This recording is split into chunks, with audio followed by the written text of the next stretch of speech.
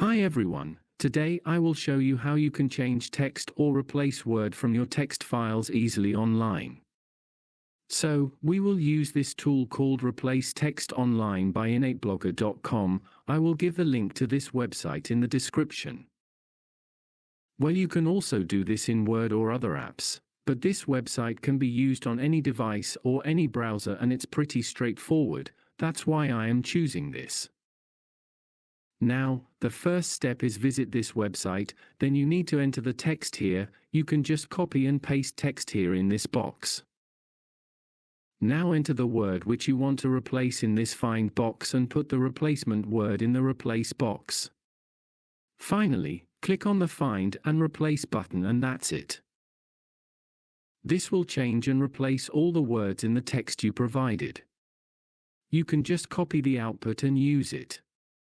I hope this helps you. Thanks for watching.